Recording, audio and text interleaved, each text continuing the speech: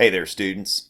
Now, when Bernie Sanders first kind of burst onto the scene, all right, and people were like, "Oh, this Bernie Sanders, all right, he's a socialist, yada yada yada yada," and I was trying to figure out, okay, who do I want to vote for? I get in political discussions with people, and this one person on Twitter says, "Hey, you should look into Bernie Sanders," and of course, I, being, I guess, maybe the youngest Gen Xer out there, and not really understanding the peace that millennials have made with the term socialism. As far as that goes, I was like, I don't want to vote for some socialist. Give me a break.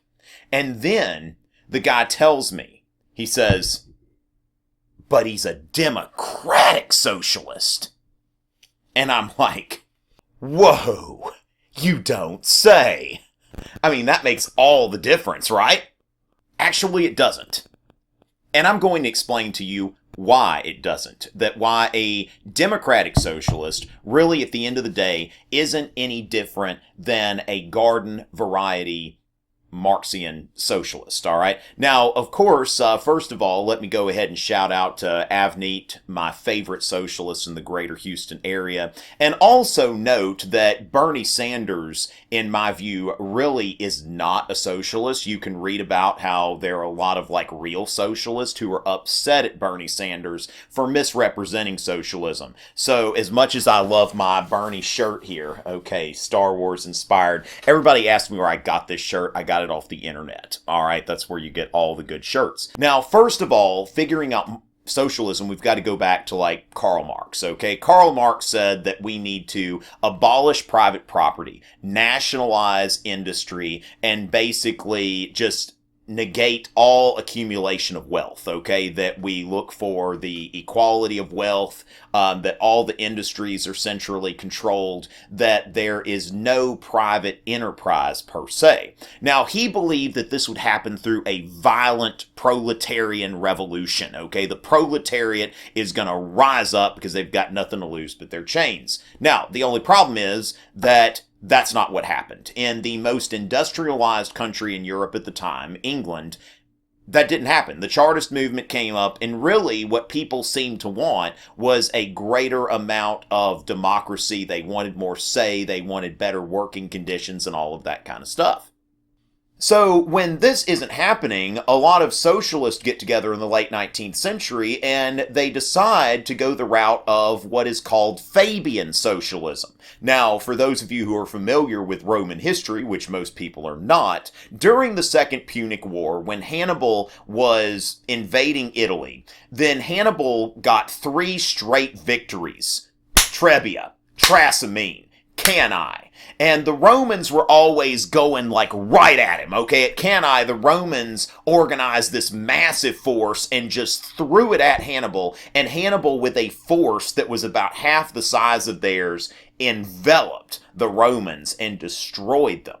Now, in comes Fabius Maximus, who decided that it's really not the best thing to do to try to engage Hannibal directly and to try to just use blunt force to conquer this guy. Imagine Hannibal is capitalism, all right? So instead, what Fabius decides to do is Fabius decides to wait for opportune moments for engagement and to get whatever small victories he can, instead of going for that really big victory all at once.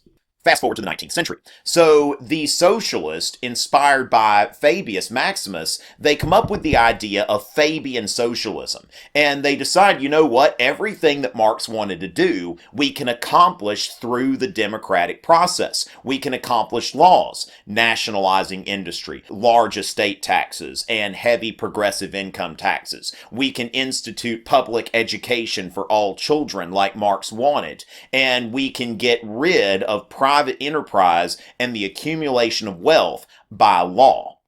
So this is the thing here, that democratic socialism is still socialism. What I tell people all the time is that if I take the train or I take my bike, I'm still going to the same place, all right?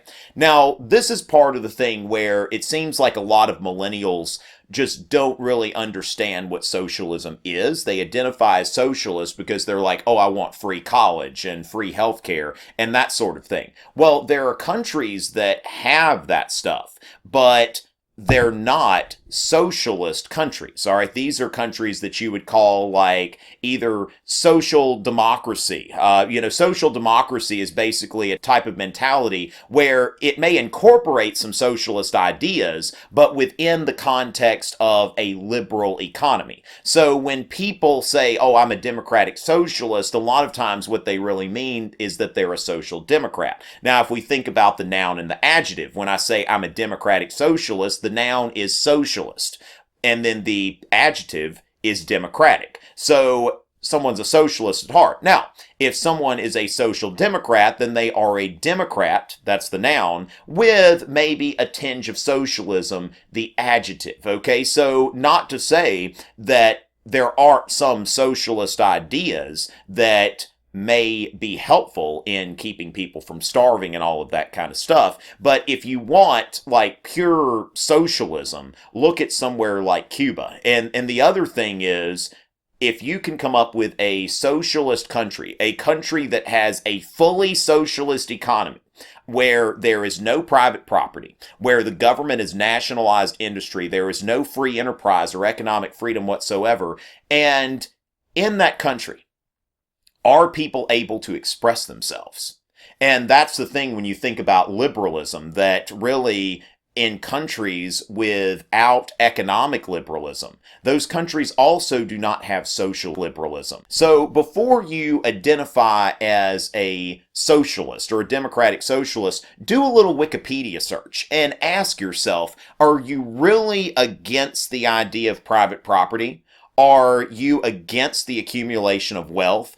Or do you just want free college and free healthcare and that kind of stuff? And that may make a difference, and you're probably more of a social democrat or possibly even a social liberal. So hopefully this was helpful, and I hope that at some point we can get our terms straight and figure out in America what things like liberalism and socialism are. If you haven't subscribed, be sure to do that. TomRichey.net, Twitter, Instagram, social media, all of that kind of stuff.